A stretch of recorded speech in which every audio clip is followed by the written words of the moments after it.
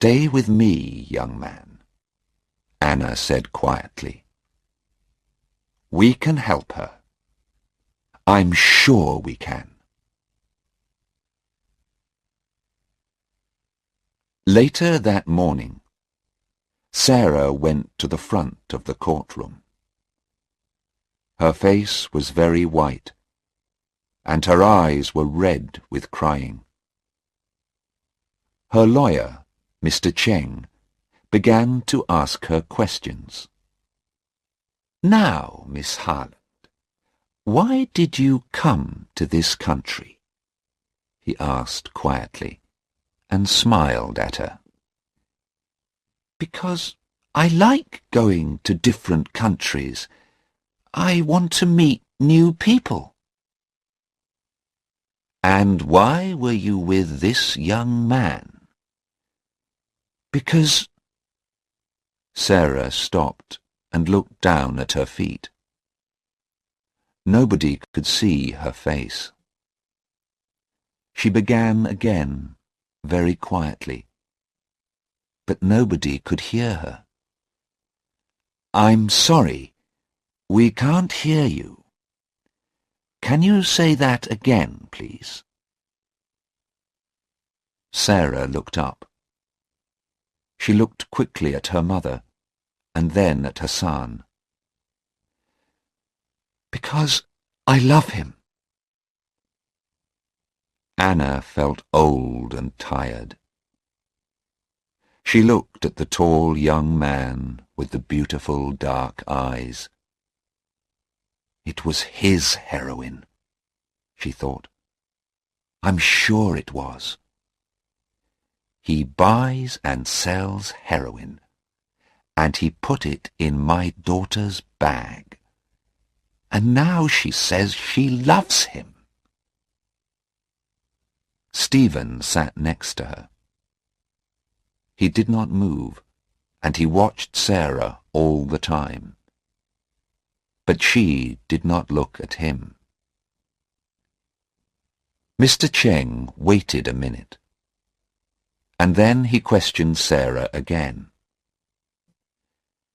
"Did you know about the heroin in those tubes of toothpaste?" he asked. "No," Sarah said quickly. "Of course I didn't."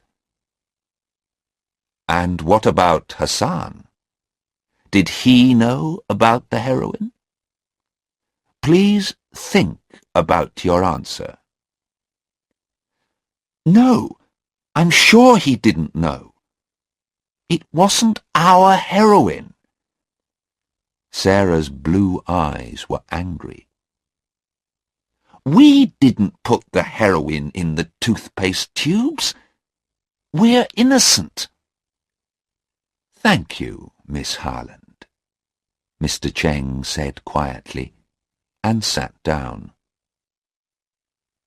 The police lawyer stood up. "Miss Harland, how much money did you have in your bag?" About £50, I think." "That's not very much. This is an expensive country, you know. How much can you buy with your £50? Sarah did not have an answer. I don't know," she began. "I usually live very cheaply." "Did you need more money?" The lawyer's questions came quickly now. "Of course you needed more money. You wanted to sell that heroin. You wanted to be rich. Is that right?" No, that's not true." The lawyer said nothing for a minute. He looked at the jury and smiled. Then he said, "Do you think toothpaste is very expensive in this country, Miss Harland?" No, I don't think... I don't know. Well, I can tell you, it isn't. Toothpaste is cheap here. So why did you bring 3 tubes of toothpaste with you? How often do you clean your teeth, Miss Harland? 6 times a day? Or 7? Or 8 times a day, perhaps? Sarah looked very unhappy. No, I don't know. Hassan— Yes? The lawyer said quickly. Hassan. Are you going to say, Hassan gave it to me? You love this young man, but you don't want to die. Nobody wants to die. And now you're going to say, it was Hassan's toothpaste. Is that your answer, Miss Harland? No, Sarah said angrily. Of course not. It was my toothpaste, but— Thank you, Miss Harland. The police lawyer sat down. I have no more questions.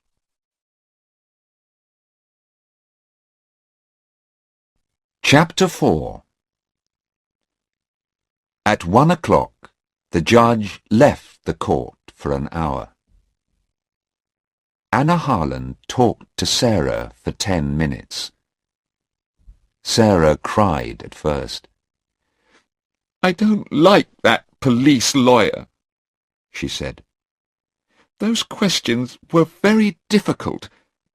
I couldn't answer them. It doesn't matter, her mother said. Your lawyer, Mr. Cheng, is very good. And Stephen is here too now. We're all going to help you. Sarah was angry. Don't talk to me about Stephen, she said. I don't like him. I don't want to see him here. But Sarah, he was your boyfriend for 2 years. He wants to help you. Sarah began to cry again. Perhaps he does want to help me. I don't know. But he's different now, Mother. You don't understand. His eyes are different. I don't know. And he can't sit quietly and talk to people now. His body is moving all the time.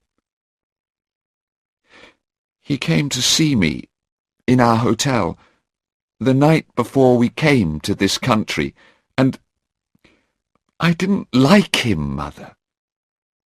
Why is he here? He doesn't love me now, and I don't love him. Anna listened carefully to her daughter, and then she went to see Mr. Cheng and Inspector Aziz. Stephen went with her. Who made that phone call to the police at the airport? She asked. We need to know that. Yes, Mr. Cheng said. That's very important. Can the police tell us? Perhaps, the inspector said. But it's very difficult. It was not a long telephone call. And the man didn't give his name. Perhaps he was a policeman, and he knew about the heroin. Perhaps, Mr. Cheng said. But then, perhaps, he put the heroin there. And he wanted the police to find it. Perhaps someone doesn't like your daughter, Mrs. Harland.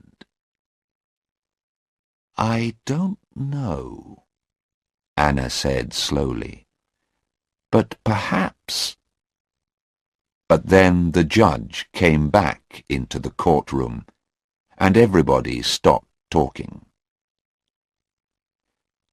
The judge then called Hassan.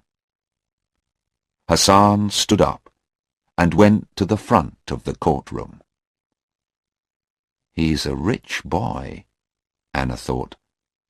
That shirt and those shoes are very expensive. Hassan stood there, tall and very quiet. He waited for the questions. He did not look afraid. But when Mr. Cheng looked at his papers and asked the first question, Hassan closed his eyes. "Did you know about the heroin in those tubes of toothpaste?" "No, sir." "Did Sarah know?" "No, sir." "Who bought the toothpaste?" Hassan closed his eyes again for 2 or 3 seconds.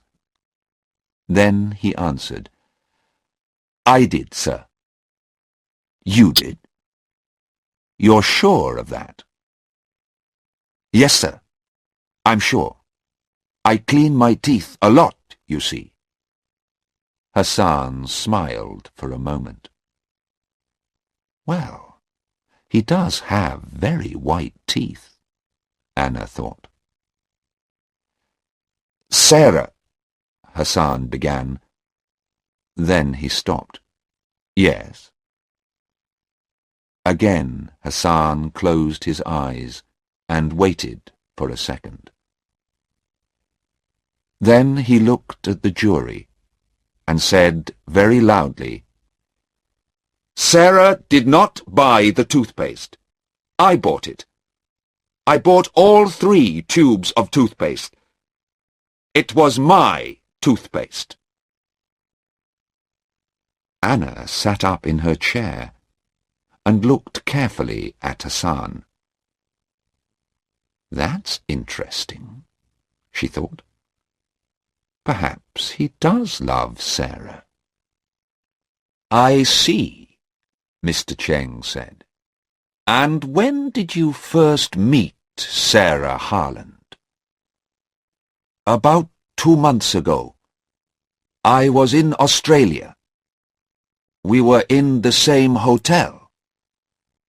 She had a difficult time with her boyfriend, and I helped her." Anna looked at Stephen.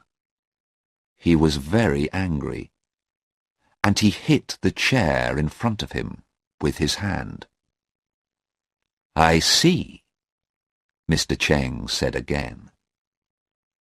Then he asked his next question.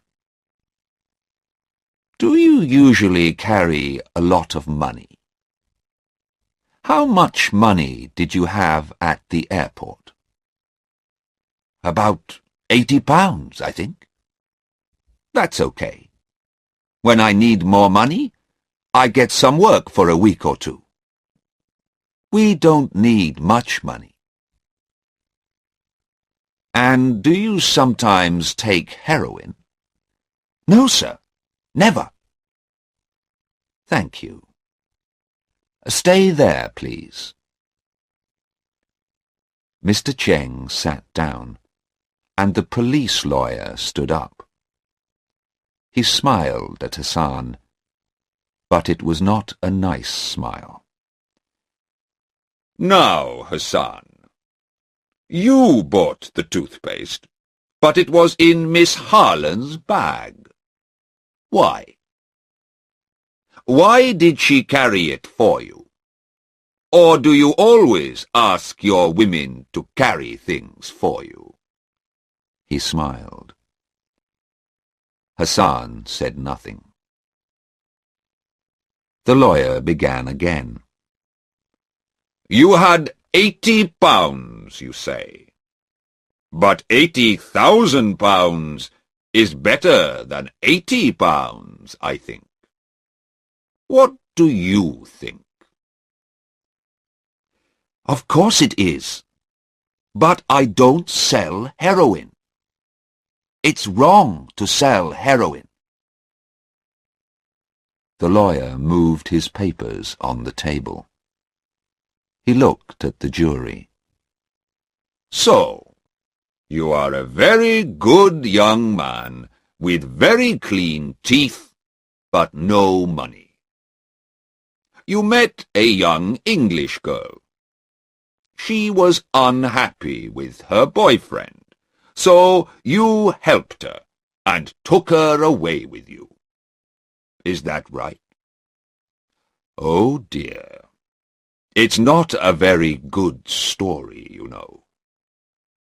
I don't believe it, and I don't think the jury believes it, young man.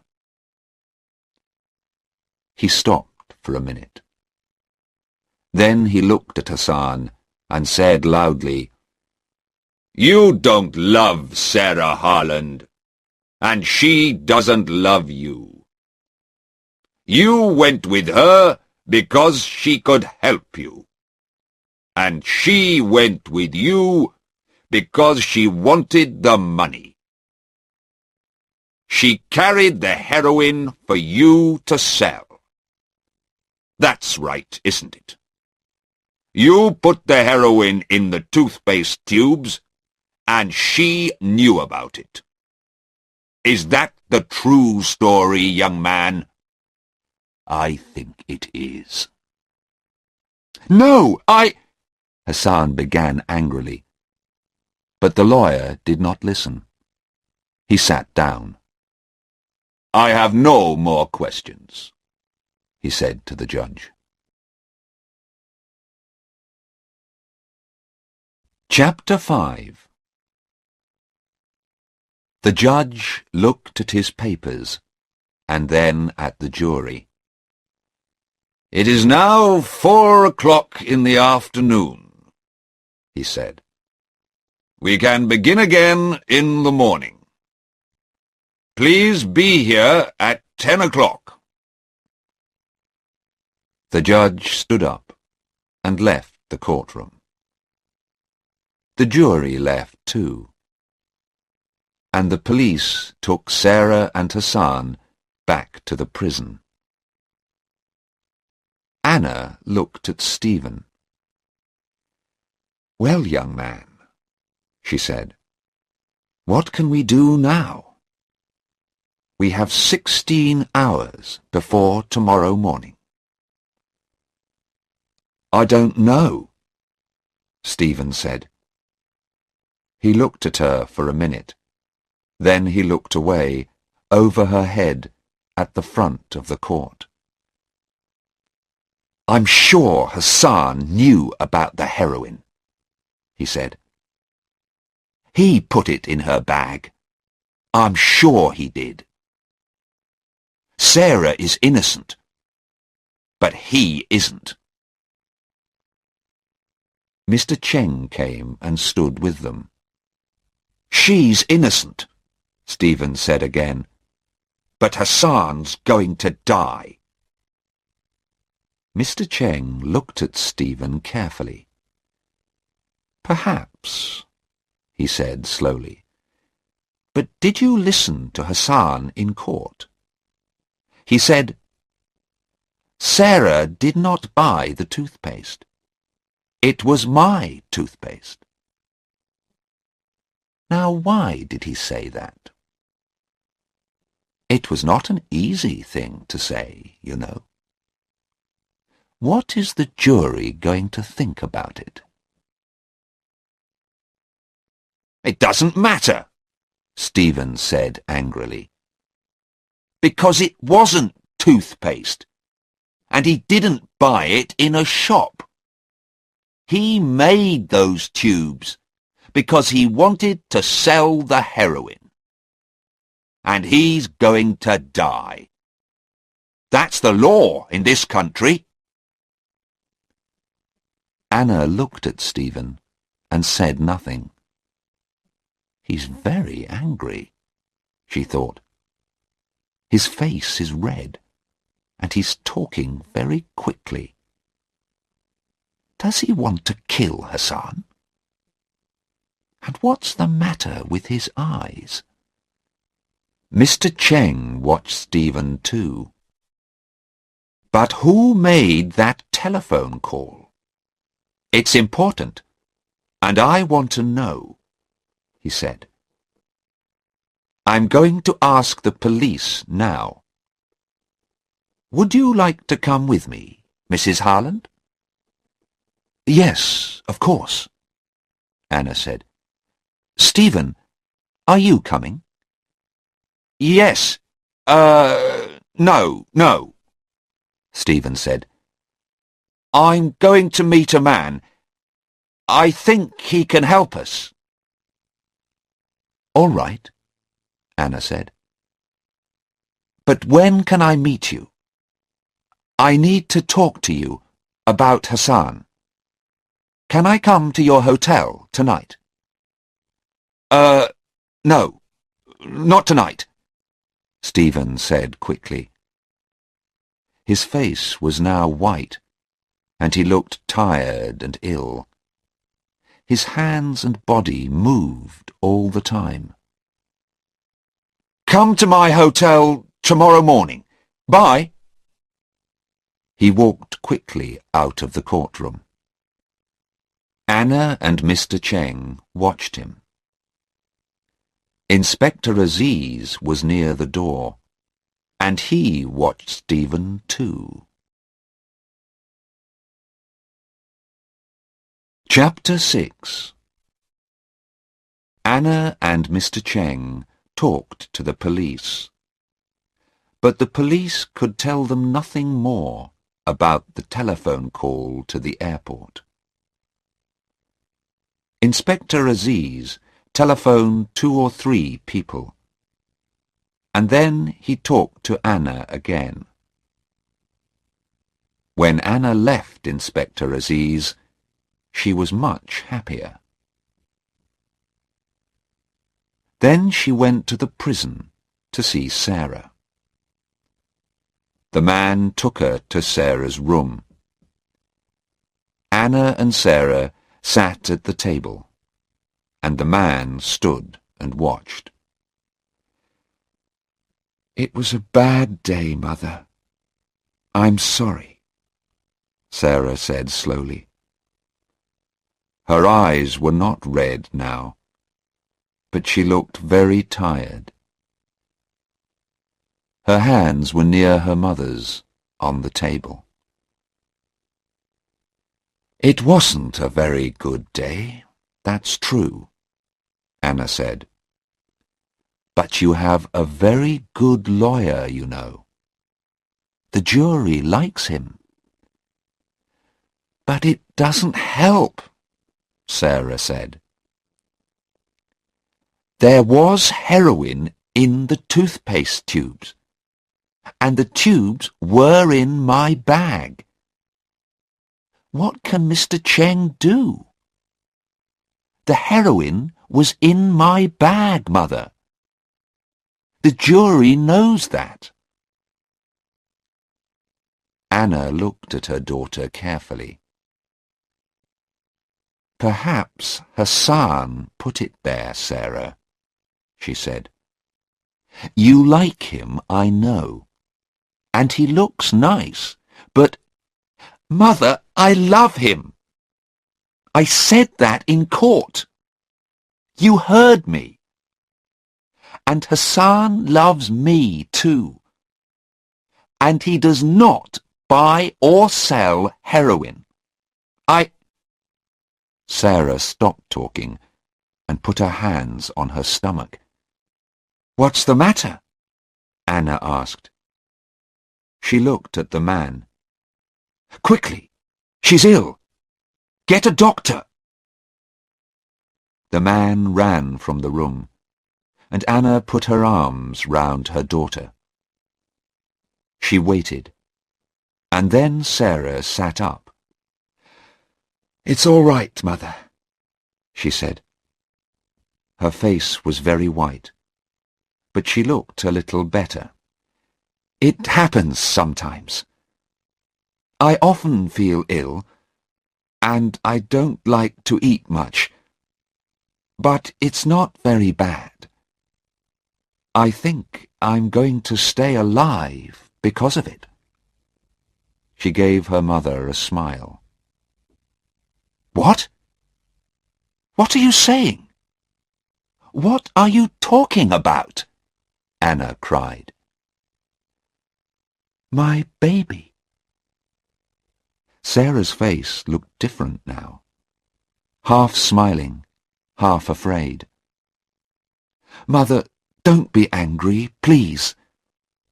I'm going to have a baby. It's Hassan's baby. We wanted to come to England and tell you about it there, but now we can't. I love him, and he wants to be my husband, Mother. Mother, please don't be angry." Anna's face was white now. For nearly a minute, she could say nothing. She wanted to cry, but she didn't. At last she said, "Oh, Sarah, what's going to happen to this baby?" Sarah looked at her hands. "Nothing, Mother. I asked Mr. Cheng about that. They can't kill me, you see, because I'm going to have a baby. They can't kill a mother and her baby. That's the law. But that doesn't help Hassan." Anna heard a noise and looked at the door. "Listen, Sarah," she said quickly, "before the doctor comes. I'm not angry, and I do love you, Sarah, of course. But listen, I talked to Inspector Aziz again today. I think he can help you, and Hassan too. So don't be afraid, please, and—" The door opened, and the man came in with a woman doctor. Anna stood up. She took Sarah's hand. "I'm going now, Sarah. But don't be afraid. You're going to be all right. I'm sure of it." Chapter 7. Next morning, at 4:30, Anna Harland stood in a quiet road in front of a hotel. She waited, and then she heard a car behind the hotel. The car doors opened and closed. She waited quietly, and then looked down the road. A man walked into the road and stood next to a shop. He did not look at Anna, but Anna looked at him and smiled. Then she walked into the hotel. She went upstairs and knocked on the door of a bedroom. A man answered. "Who is it?" "It's me, Stephen," she said. "Anna Harland. Open the door, please. I want to talk to you." The door opened, and Stephen looked out slowly. "Anna? What are you doing here at this time? It's—" Anna walked quickly into the room. "Yes, it's 4:30. Sarah is in court again at 10 o'clock. I need your help, young man. Please get up." "But what can I do?" Anna looked at him. "You went to see a man last night. What happened? Can he help Sarah?" Stephen answered slowly. He did not look at Anna. "No, I'm sorry," He can't. Anna was cold and angry. "I see," she said. "Well, can you and I help her then? Tell me, Stephen, what do you know about Hassan?" Hassan? Stephen said angrily. Well, we met him in Australia, and Sarah went away with him. She doesn't understand him, but I do. He's a rich young man with a beautiful body. He likes playing with girls, but he doesn't love her. "And do you love her, Stephen?" Stephen did not answer at once. For 2 or 3 seconds Anna waited. "He doesn't know," she thought. "He can't answer the question."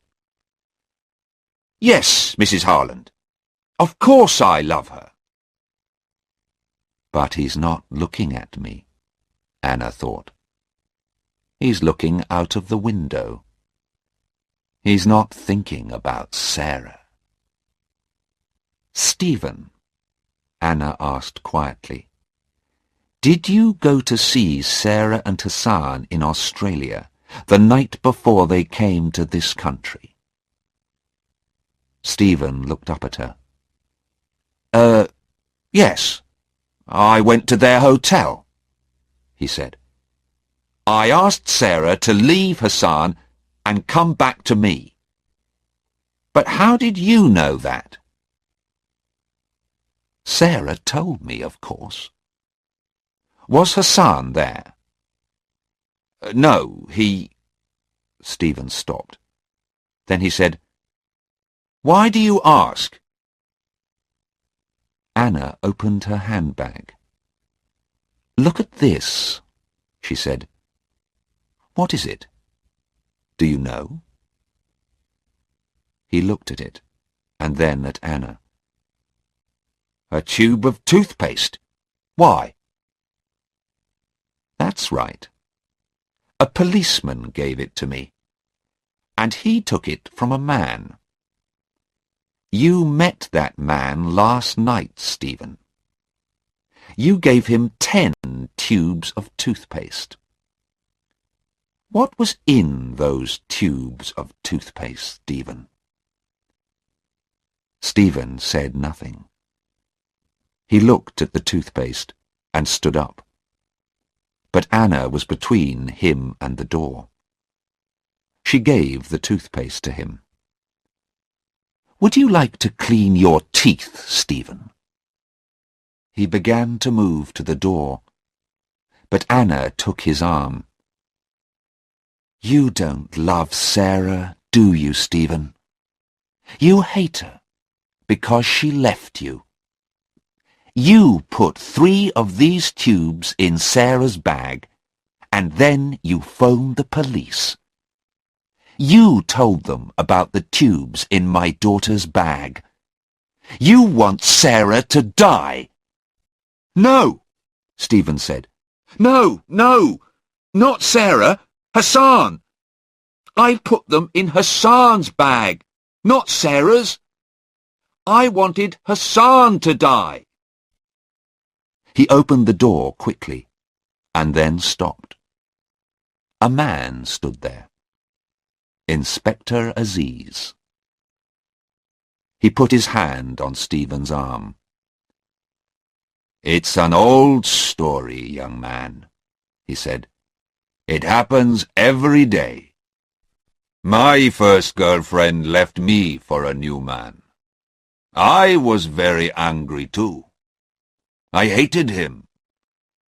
But I didn't want to kill him.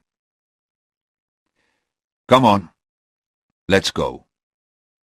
You can tell your story to the judge." Chapter 8. At 11 o'clock that morning, Sarah and Hassan were free. Sarah stood with her mother, Inspector Aziz, and Mr. Cheng.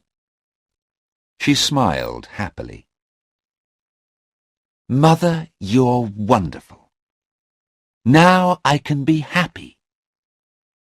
But how did you know about Stephen? Inspector Aziz answered.